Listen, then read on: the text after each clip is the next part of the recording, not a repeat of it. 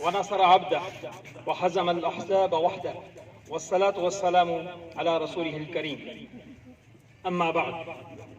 حاضرین مجلس، معزز و موقر علماء کرام، میں بغیر کسی تمہید کے دو باتیں عرض کر کے اجازت چاہوں گا.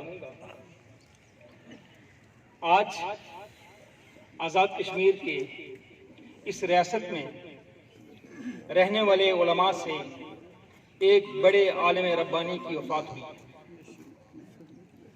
آپ کو علم کے شناور ملیں گے، آپ کو جبال علم ملیں گے، آپ کو بڑے بڑے علماء اور محققین ملیں گے، آپ کو اسکالر اور ڈاکٹرز ملیں گے، لیکن مظفر آباد والوں ان جیسا بے نفس عالم نہیں.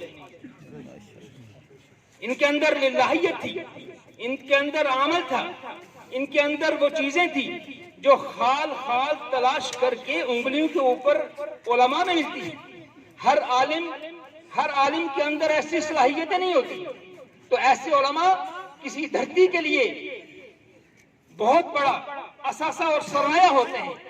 ایسے ہی علماء کے لیے علامہ اقبال نے کہا تھا، ہو اگر خود گر و خود نگر و خود گیر خودی، ہو اگر خود نگر خود گر و خود گیر خودی، ممکن ہے کہ تو موت سے بھی مر نہ سکے، ممکن ہے کہ تو موت سے بھی مر نہ سکے. میں اپنی بات کو ختم کرتے ہوئے ان کے تمام ورثاء سے دلی تعزیت کرتا ہوں.